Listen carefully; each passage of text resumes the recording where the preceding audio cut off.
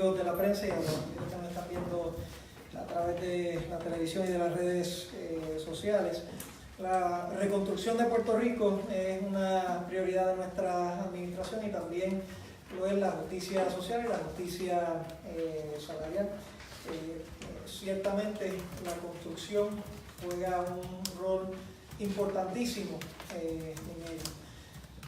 Antes del traspaso de María, ya habíamos tenido una serie de conversaciones con varios compañeros de distintas reuniones para poder buscar lo que sería un salario mínimo justo para los compañeros del sector privado que trabajan en la construcción. El año pasado dimos un paso inicial para que Puerto Rico, los trabajos del gobierno, se pudiera subir el salario mínimo de $7.25 a $8.25.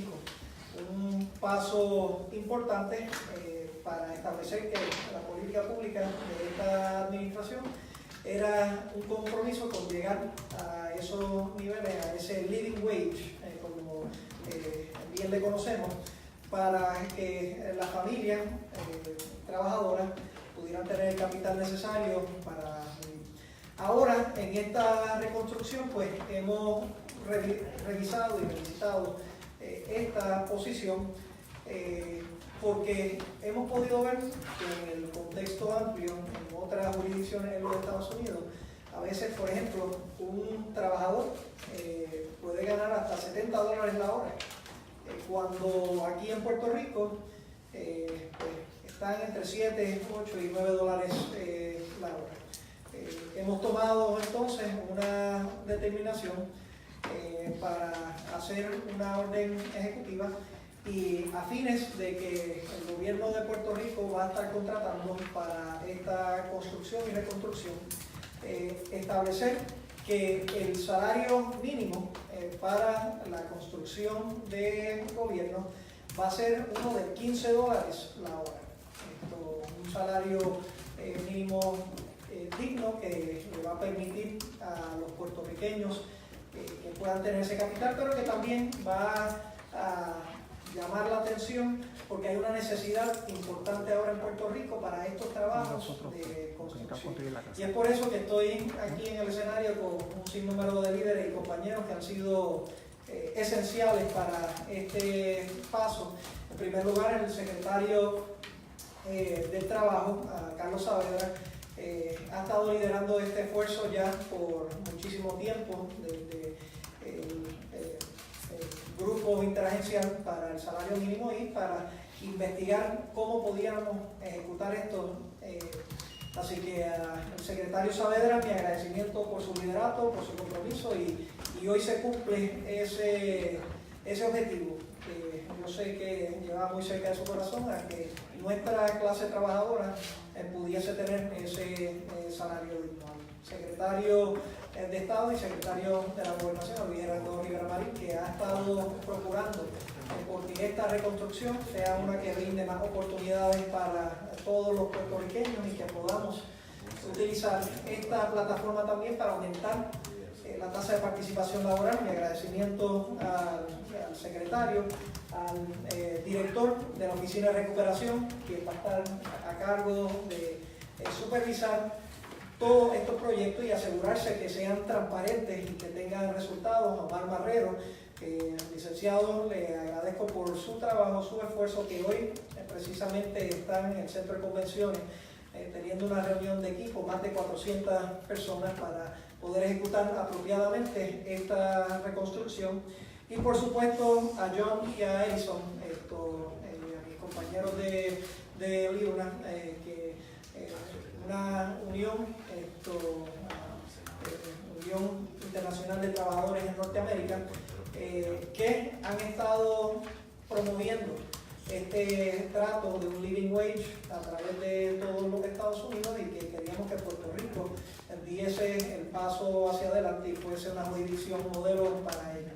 Mi agradecimiento para todos, porque esto denota nuestro compromiso de que, a pesar de que los tiempos fiscales son difíciles, de que al tener oportunidades vamos a canalizarlas para que esos recursos puedan quedarse aquí en Puerto Rico, para que la fuerza laboral en Puerto Rico crezca, para que podamos entrenar más trabajadores y que se puedan beneficiar y tener una vida digna para ellos y para sus familias.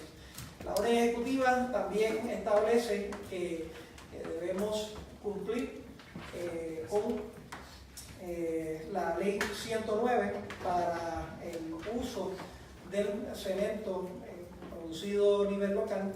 Esto es una ley que ya lleva muchísimo tiempo, pero el cumplimiento y la ejecución no ha sido la más adecuada, así que esta orden ejecutiva conlleva ese compromiso y en último lugar se establece que se lograrán acuerdos laborales para los proyectos financiados por el gobierno, que establecerán una serie de condiciones de seguridad, entrenamiento profesional y que protegerán así a nuestros trabajadores en todo este proceso.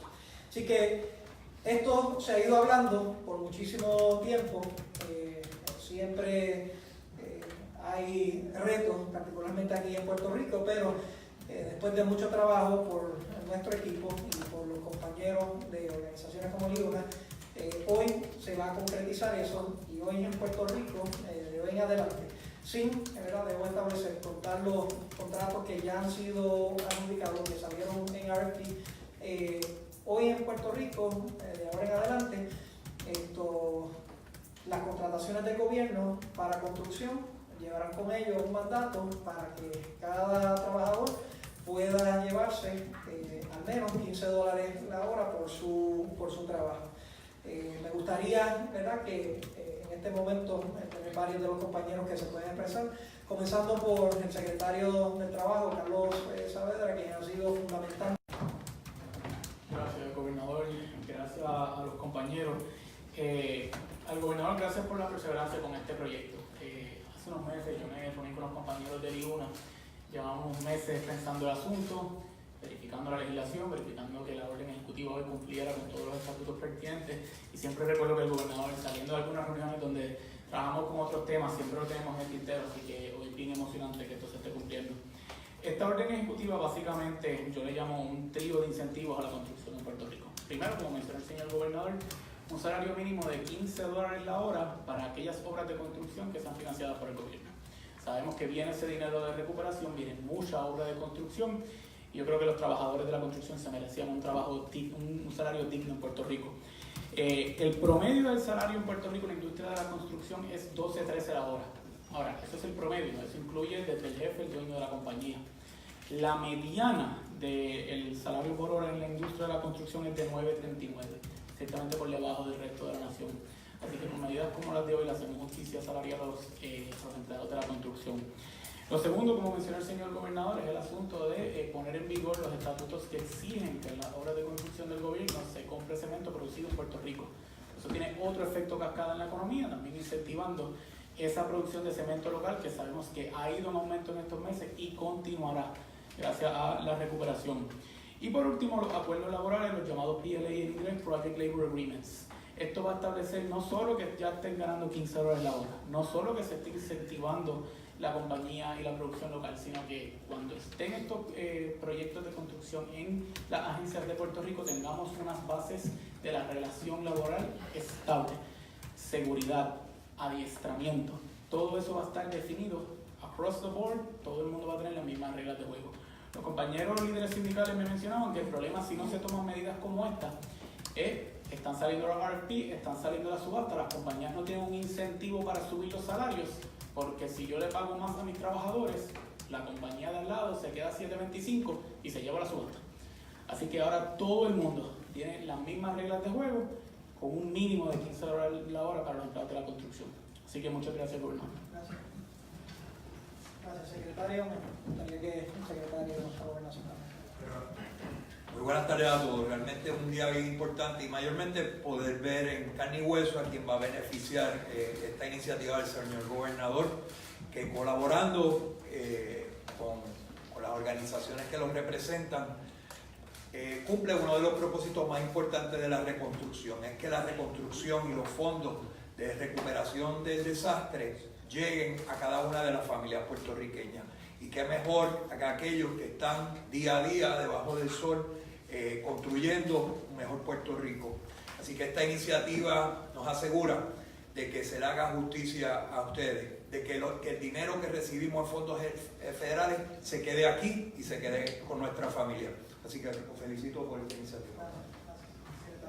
Y por supuesto al director de la Oficina de Recuperación, que va a ser el motor de todo este desarrollo. Gracias, gobernador. Como hijo de un ex obrero de la construcción que se hizo empresario, pues ciertamente me llena de orgullo. Estoy consciente del trabajo que hacen ustedes, de que sol a sol están trabajando para llevar el pan, así que ciertamente hoy se hace justicia, no solamente con ustedes, sino con todos aquellos puertorriqueños que han dejado Puerto Rico y que pueden ver en Puerto Rico una oportunidad de participar en la reconstrucción. El gobernador siempre ha sido enfático en que esta recuperación tiene que ser una recuperación económica a largo plazo, y medidas como esta garantizan que ciertamente esa recuperación y esos fondos que veremos tengan un efecto multiplicador en la economía de Puerto Rico. Así que ciertamente hoy es un excelente día para la industria de la construcción y, más importante, para los obreros, que son básicamente los hombros sobre los cuales la industria opera. Así que gracias. Y finalmente, hablando, ¿verdad? Representando a los obreros, me gustaría que el gran amigo Edison nos pueda dar unas palabras, no sin antes agradecerle a él y a Ray, que yo sé que no pudo estar con nosotros hoy, pero que es un día importante para él, no tan solo aquí en Puerto Rico, sino para todos los compañeros de la Unión a través de los Estados Unidos. Muchas gracias, gobernador, y gracias por ese liderazgo demostrado hoy a dar este paso tan importante para los trabajadores puertorriqueños. Cuando nosotros vinimos acá a organizar hace ya varios años, nos encontramos con una realidad en Puerto Rico realmente difícil para el trabajo de construcción.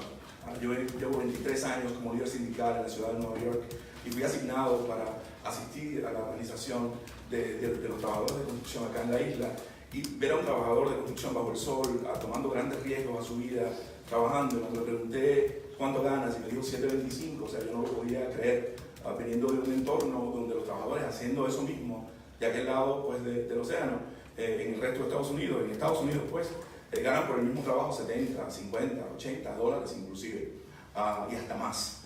Entonces me parecía algo realmente chocante, y sobre todo en trabajos públicos. En Estados Unidos existe una ley, que es la ley de Prevailing Wage, que ordena que cada vez, se llama Davis-Bacon, que ordena que cada trabajo con fondos públicos debe tener unos estándares altos de pago para que el salario o lo que recibe un trabajador no sea usado como un factor para la competencia, y que los estándares de una vida digna sean mantenidos por el gobierno. Entonces, como el gobierno, como ente regulador, tiene esa responsabilidad y la ha tomado allá. Cuando investigamos, resulta que aquí no hemos aplicado, y la gente acá pues estaba trabajando para trabajos públicos, ganando lo mismo que le pagaban para trabajos privados. Y eso pues cambia hoy gracias al liderazgo del gobernador.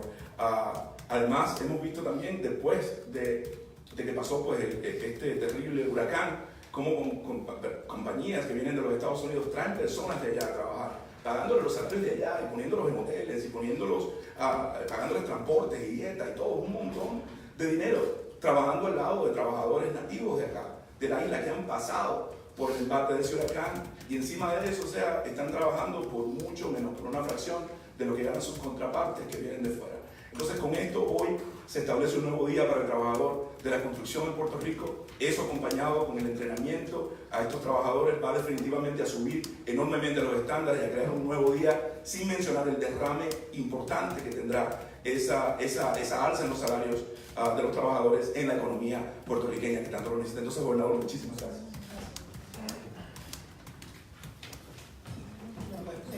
Solamente me resta agradecerle y decir 2 o 3 palabras en inglés para los compañeros que nos están viendo allá en Estados Unidos. Today is a historic day. We have made through our commitment to provide social justice to our working class here in Puerto Rico. Notwithstanding all the challenges on the fiscal front that we have, we've been trying to find ways to make a living wage possible here in Puerto Rico. It's taken some time. We've gone through several disasters, But now there is an opportunity that will manifest itself with this executive order that we're signing here. Today, after we sign this executive order, it means that the minimum wage for the worker will be no less than $15 an hour. It means that the cement that is produced in Puerto Rico will be used for government work. This was a law, but it was seldomly executed. And lastly, that we can achieve the PLA agreements between the workers and those that are providers. So an important step towards living wage, an important steps towards social justice, and overall, and very important, an important wage towards rebuilding Puerto Rico, not only brick by brick, but making sure that our families are stronger than before. So, si me acompaña aquí, haremos esta orden ejecutiva una vez.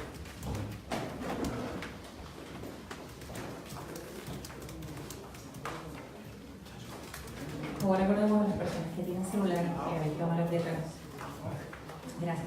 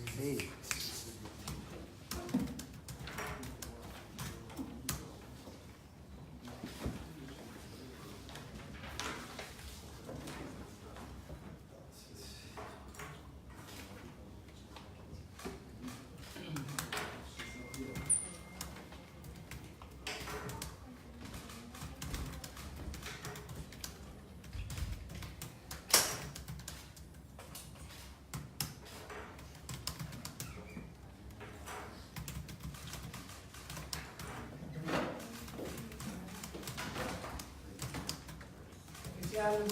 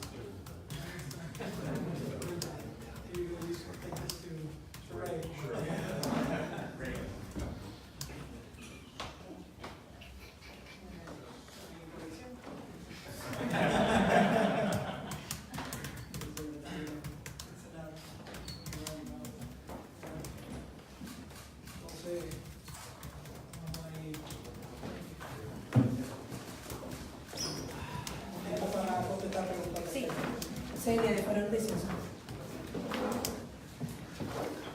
Sí, buenas tardes, gobernador. Le pregunto, primero que un beneficio ahora para el obrero, el comunicado dice que en otras jurisdicciones pagan hasta $70. ¿Había problemas para reclutar aquí en Puerto Rico esta clase de trabajador y cuál es la proyección que tiene ahora? Sí, bueno, lo que pueden ustedes visualizar es que, por ejemplo, vamos a decir que una compañía X que ya le esté pagando una cantidad que sea 5, 6, 7 veces mayor, coja un contrato en Puerto Rico, ya están pagando esa cantidad a esos empleados. Más sin embargo, lo que típicamente ocurre aquí es como no hay una protección, pues tú tienes varias compañías que están compitiendo por el mismo proyecto, y si miran hacia el lado y van a tratar de hacer la propuesta más competitiva, no tienen ningún incentivo. De hecho, tienen un disuasivo para subirle el precio, el salario a sus trabajadores, porque si, vamos a decir, se lo suben a $10, pues puede que entonces la propuesta le salga más cara que lo que se le saldría a alguien que lo está haciendo por $7.25, en el caso de ahora $8.25. Así que en Estados Unidos lo que pasa es que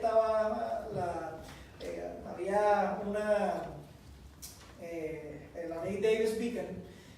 La ley Davis-Bacon, pues, al igual que otras leyes federales que a veces uno se entera por el conducto de la ejecución, aplica a los estados, pero no aplica a Puerto Rico. Y entonces ya había una cultura allá de que el fin particularmente de los proyectos públicos no fuera meramente el de la naturaleza competitiva, sino que también velara por la calidad de salario y de remuneración para los trabajadores. Así que nosotros estábamos atrás. Esto iba cambiando en los Estados Unidos, pero ciertamente cuando tú tenías un sistema como el que tenemos ahora, donde no incentivaba el que se pudiera dar ese salario porque estabas compitiendo contra otros, pues lo cierto es que teníamos que tomar una acción, y yo creo que esta acción ahora dirige estos esfuerzos en la dirección correcta.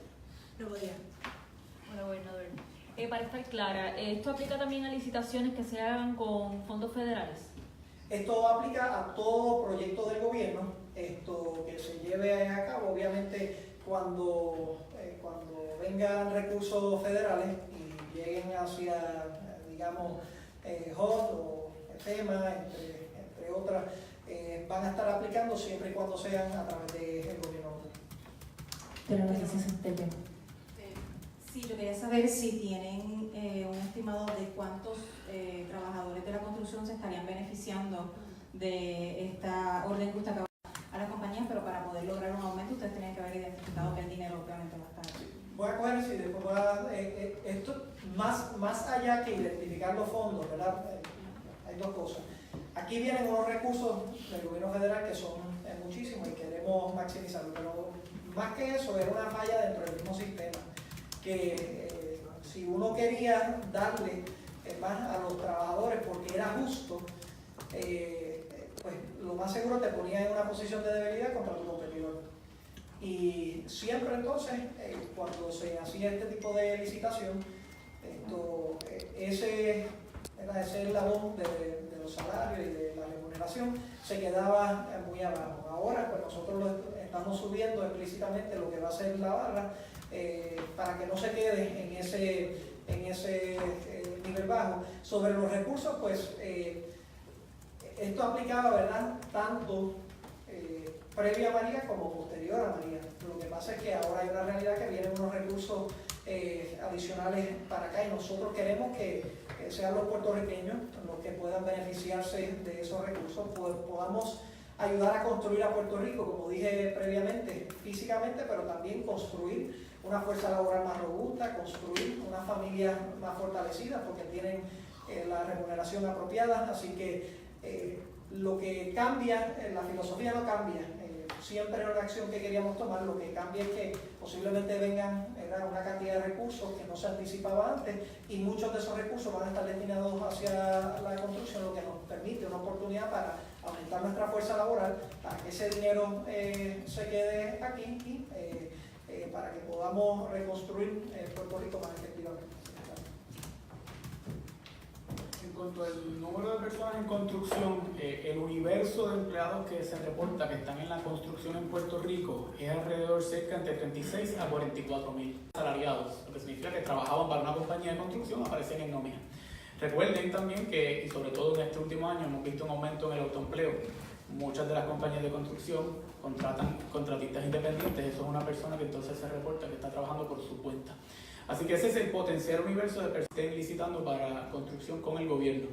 Recuerden también otro de los asuntos que discutía con los líderes sindicales. Tenemos puertorriqueños que se han ido de Puerto Rico, que ya están trabajando en construcción en Estados Unidos, en otros estados, están ganando 13, 14 dólares la hora. No les era costo efectivo volver a Puerto Rico con la oferta que había en empleos en la construcción, que si trabajas para el gobierno era $8.25 y como ven el promedio era $9.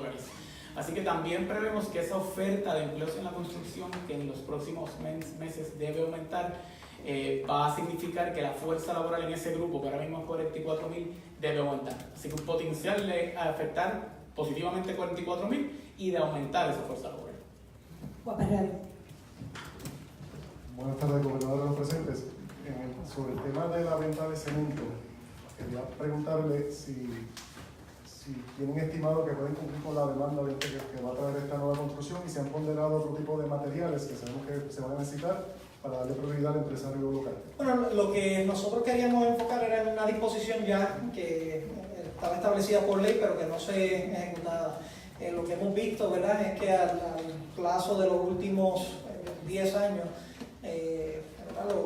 los niveles de ventas de cemento habían bajado hasta un 60%.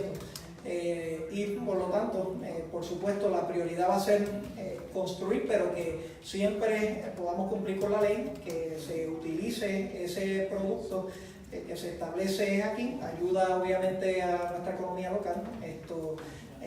Establecer que se cumpla con esa ley para tener esos objetivos. Sobre la expectativa de cuánto se va a utilizar, pues eso todavía falta un tiempo, faltan proyectos por designarse, pero a lo largo del próximo año en particular, en lo que vengan, por ejemplo, el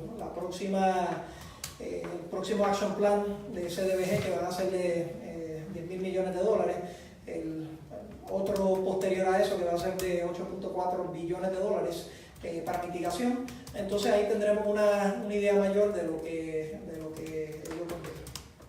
Vocero. Sí, buenas tardes. En primer lugar quería aclarar con Luna si tienen matrícula en Puerto Rico y de cuánto. Y entonces quería, pues, tanto al gobierno como a Luna, preguntarles cómo surgió, ¿verdad?, el contacto con el gobierno a favor de esta iniciativa y qué rol jugó Wolf Popper, entiéndase Elías Sánchez, Monix Maldonado y Carlos López. Sí, buenas tardes. Mi nombre es Joan Vigueras, yo soy presidente distrital del Consejo de Puerto Rico y nosotros tenemos alrededor, en el sector de construcción, tenemos alrededor de 465 miembros. También representamos sectores de cemento y también sector de concreto. Entonces, ¿cuál era otra? ¿Cómo nosotros nos dimos a conocer con el gobierno? Bueno, nosotros empezamos esta jornada enfocándonos más en la ley del cemento, porque obviamente nosotros representamos esos sectores, tanto concreto como cemento, y eso fue nuestro enfoque inicial. Nosotros empezamos a reunirnos con varios senadores, inclusive el senador Larry Salema, que fue de mucha ayuda para nosotros, para entonces establecer y ampliar esa idea de solamente proteger el cemento puertorriqueño, porque era importante nosotros proteger ese cemento, ya que había tanta importación de diferentes partes del mundo que sí obviamente nos iba a afectar aquí en Puerto Rico en estos proyectos. Así que ese fue nuestro enlace de cómo nosotros empezamos a hablar inicialmente con el gobierno. Caribbean Business. Sí, para aclarar el rol de Wolf Popper en esta gestión. ¿Cómo es? El rol de Wolf Popper en esta gestión. ¿Conmigo? Bueno, de nuestra parte, lo que nosotros yo fui invitado a la reunión estatal que tuvieron aquí. Tuvimos una reunión ahí con Ray y otros de los miembros, y ahí fue que se estableció el diálogo. Recuérdense que en un momento nosotros estábamos viendo lo que era el Task Force del Salario Mínimo en Puerto Rico, lo que era otras iniciativas para trabajar esto, y aunque ya lo teníamos en el tintero hace tiempo, queríamos viabilizar los mecanismos legales para que se pudiera ejecutar y que pudiéramos tener los resultados. Ahí, ¿verdad?, el secretario Saavedra y nuestro equipo de trabajo interno hemos estado visualizando cómo podemos hacer esto y arribamos a la orden ejecutiva de hoy. Sí, yo tengo una aclaración y una pregunta. Es que usted mencionó que las compañías estaban trayendo trabajadores aquí, pagándole el hotel y pagándole un salario mayor a los trabajadores que traían acá para trabajar, si lo entendí bien. Entonces quería saber qué es lo que impedía entonces a las compañías, si estaban haciendo eso, equiparar el salario a los trabajadores que estaban contratando aquí con los que venían de Estados Unidos. Esa es la primera pregunta que tenía, y más bien para aclarar. Y segundo, quería saber en cuanto a esto de los proyectos, ha salido en información, ¿no?, de que se están contratando más compañías de Estados Unidos que compañías locales, y de hecho pues me imagino que los fondos federales no se están quedando en Puerto Rico de ser así, y si se va a hacer algo para que asegurarse que haya más contratistas locales haciendo proyectos locales. Bueno, en cuanto a la segunda, precisamente medidas como estas son las que incentivan entonces que el dinero se quede en Puerto Rico, porque son los trabajadores de Puerto Rico. Lo que ocurría con compañías que vinieran a Puerto Rico a la construcción era un asunto de oferta y demanda, ¿no? Está la oferta de empleos de construcción, no necesariamente tenemos la cantidad de personas o las personas con las destrezas, o meramente la razón que no quieren entrar con un 825. Así que ahora con estos $15, mediante esta orden ejecutiva, como le aplica a toda organización que quiera entrar a licitar para un proyecto de construcción en gobierno, tienes un level playing field, todas tienen que cumplir con los $15. ¿Pero por qué las de afuera le pagaban más a los empleados? Porque es aplicado a la legislación federal, traían los empleados que ya tenían en Estados Unidos, que ya le pagaban a esos salarios, al traerlos a Puerto Rico tenían que continuar, no podían bajar el salario, ya eran sus empleados en Estados Unidos. Ellos los traían a Puerto Rico precisamente como el asunto de la oferta, tenían que entrar al proyecto de construcción, buscaban a los empleados que ya le estaban pagando esa cantidad para cumplir con las leyes federales, porque le aplicaba allá. Déjeme añadir algo. La política pública nuestra es utilizar esta reconstrucción, ¿verdad? Y aunque responde a una catástrofe, utilizarlo como una oportunidad. Y una oportunidad precisamente para subir nuestra fuerza laboral, bajar el desempleo, crear buenos empleos a través de todo Puerto Rico. Parte de los problemas en los desastres, históricamente, no solamente de Puerto Rico, es que cuando uno ve los recursos que vienen, versus los que se otorgan a nivel local y a nivel externo, por decirlo así, pues hay una diferencia grande. A veces, ¿verdad?, por distintas razones. Por ejemplo, a veces no hay la mano de obra. A veces son una serie de proyectos inmensos que algunos de los contratistas a nivel local no cualifican bajo los estándares que se establecen. Y a veces es una cuestión de remuneración justa. Pues, ¿qué es lo que nosotros hemos decidido hacer? Hemos decidido identificar todos esos problemas y empezar a buscarle soluciones. Una solución es esta que proveemos hoy, pero de cara hacia el futuro, nosotros estamos trabajando de la mano con el licenciado Marrero para poder establecer una serie de incentivos y de puntuaciones que favorezcan, que les den mayor oportunidades a los de aquí, para que ese capital de reconstrucción se pueda quedar aquí y que se pueda quedar en la economía. O sea que la contestación, la premisa es correcta. Históricamente eso ocurrió, ¿verdad? En Luisiana eso ocurrió. En otros lugares eso ocurrió. Lo que nosotros estamos tratando de hacer es ver cómo utilizamos todo ese recurso que viene para acá y que no todo tan solo se utilice para la construcción física, sino para la construcción de una mejor sociedad. Vamos a pasar a preguntas de otros temas, les recordamos. ¿Tienes otra pregunta? Sí, era para saber si tienen el costo estimado o aproximado obviamente sabemos que es $15, pero ¿cuánto representaría esto en su totalidad? No, para el gobierno, ¿cuánto representaría en términos de gasto? Es que depende del proyecto y de nuevo, o sea, miren,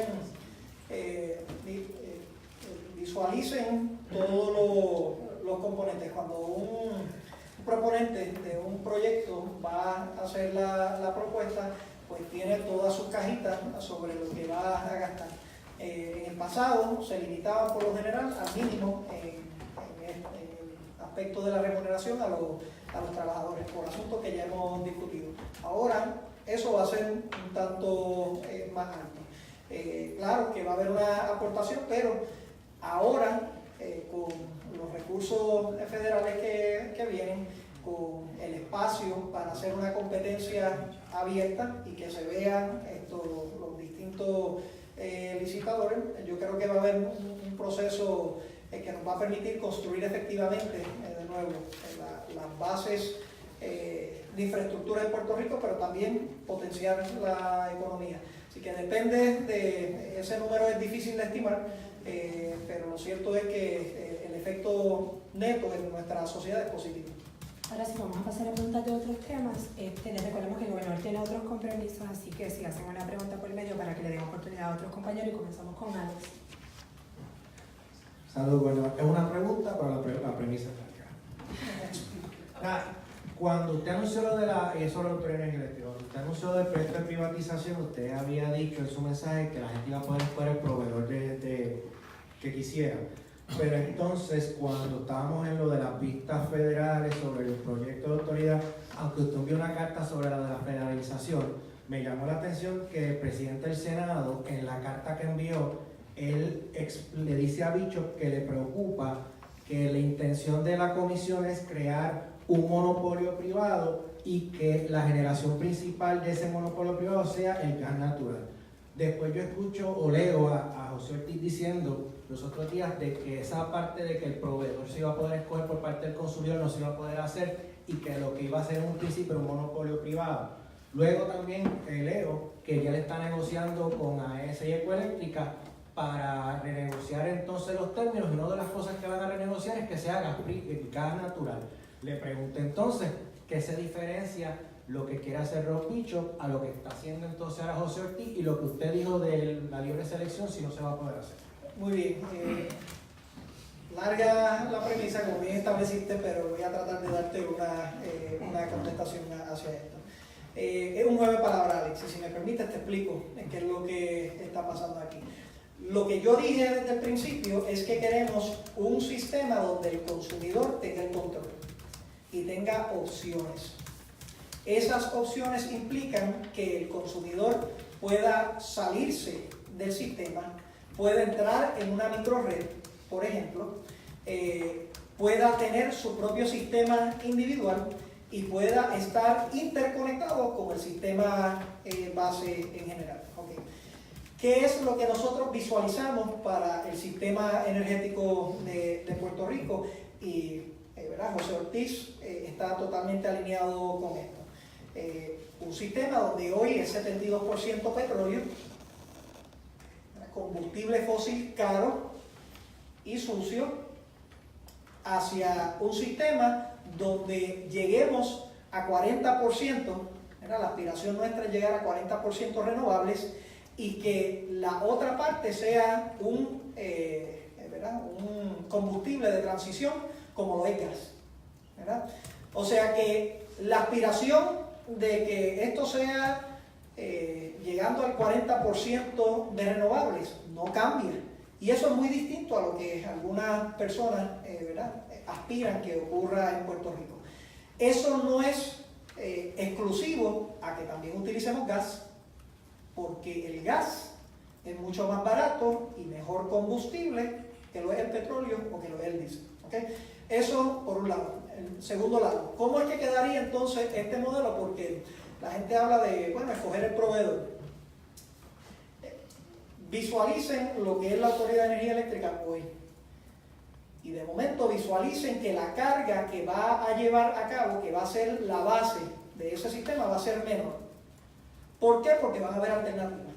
Ya bien sean del individuo, ya bien sea de, por ejemplo, un hospital conectado en la industria, conectado a una comunidad que tenga una microred o una mini red, y que ellos puedan determinar si ellos producen su propia energía o si ellos se conectan a la red. Ahí es que está la opción. No es que si AES o Ecoeléctrica me provee a mi energía. Ahí no está eso. Eso va a ser para la red de la Autoridad de Energía Eléctrica como un regulador que va a asegurarse de tener el precio más bajo. La opción está en que yo como consumidor pueda decir, no estoy satisfecho con este sistema, y tenga la alternativa de no tan solo salirme, porque salirte pues lo puedes hacer, pero de tener tu propia generación y de todavía estar interconectado al sistema eléctrico de Puerto Rico como un backbone. La gente tendría diversidad de alternativas ahí. Por ejemplo, yo puedo optar generar mi propia energía. Yo puedo generar más energía y vendérsela a la autoridad.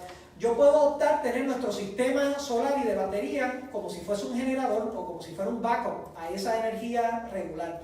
Ahí es que están las opciones. Que quede claro que aquí no estamos para cambiar a un sistema que sea de petróleo y seguir con ¿verdad?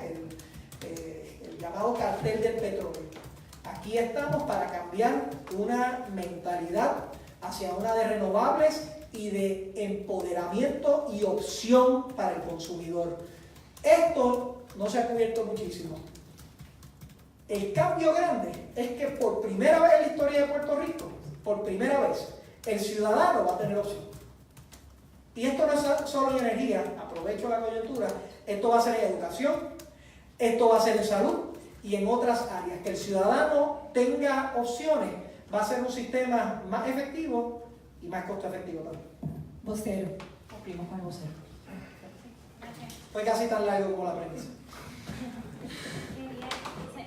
Quería preguntarle, hoy el vocero publica acerca de unas denuncias con unos subcontratistas de Tu Hogar Renace y obviamente pues hay muchos fondos federales que vienen en camino. Quiero saber qué tipo de, si se van a establecer unos controles para evitar tantas subcontrataciones y que hayan empresas fantasmas que después no cumplan con los trabajadores. Entonces, adicional a eso, quisiera saber, ¿verdad? Porque usted firmó las razones que tiene para firmar el proyecto que básicamente ordena al municipio de Carolina hacer el traspaso de terrenos relacionados a Mario, sí, en medio de investigaciones del FBI. Bueno, eso es un proyecto que ya se había firmado desde la administración de Sila, o sea, era un traspaso que ya se había hecho desde ese entonces. La Asamblea Legislativa hizo su evaluación y se llevó a cabo el proceso. Sobre los controles, yo te voy a hablar un poquito, pero tenemos aquí al que está liderando el esfuerzo de estos controles. Déjame decirle lo que va a pasar aquí en Puerto Rico. Aquí se van a tener los controles más robustos, ¿verdad? En la historia de la reconstrucción. Los proyectos de Tu Hogar Renace son un proyecto de FEMA, verdaderamente, ¿verdad? O sea, otros proyectos que vengan, por ejemplo, de CDBG, va a haber una independencia muchísimo mayor en ese contexto. No obstante, lo que se ha ido construyendo en la Oficina de Recuperación por el liderato de Omar Marrero ha sido algo que no se ha hecho en ninguna otra jurisdicción. Típicamente se esperan 2 a 3 años para poder tener esta Oficina de Recuperación.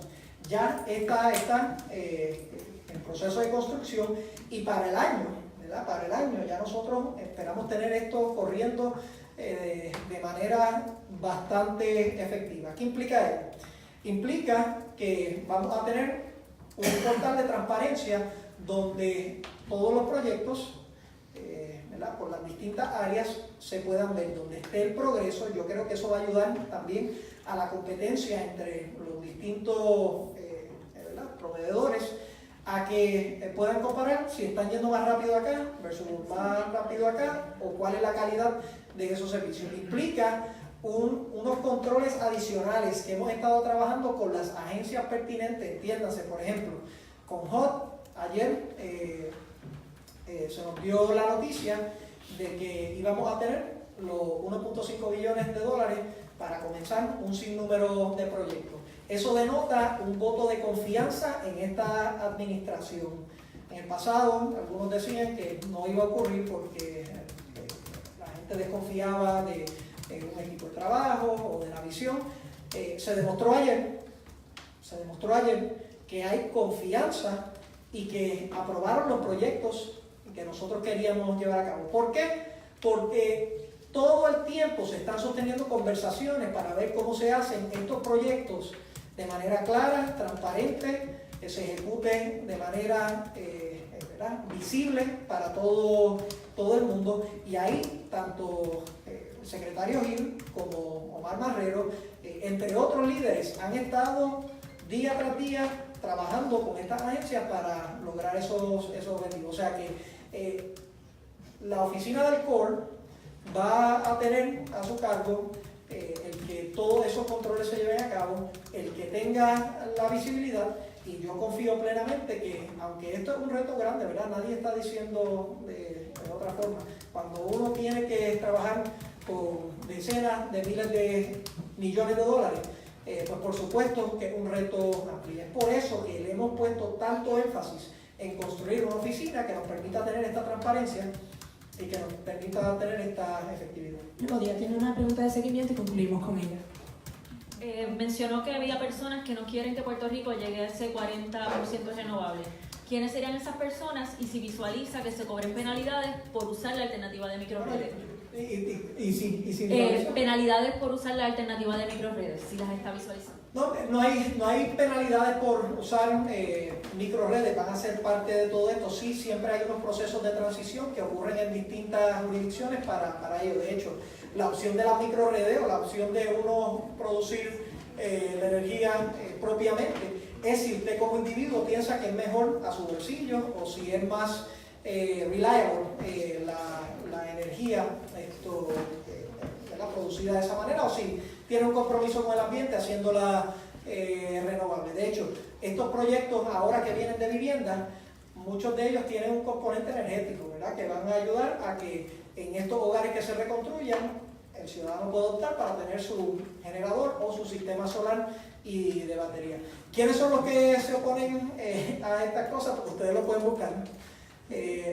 Mi posición es clara: 40% renovable, hacer una transición de gas, solidificar una base de la red, tener generación privada a través de todo Puerto Rico, tener una concesión para manejar la transmisión y la distribución y entonces permitir que el individuo, el ciudadano, sea el que pueda optar cuál es el mecanismo con el cual él se lleve la energía, teniendo como objetivo principal la reducción de costo energético en Puerto Rico, el aumento en reliability y obviamente un compromiso con el ambiente y con el futuro de Puerto Rico transicionando hacia las renovables. Gracias, compañero. Concluyendo la conferencia de prensa.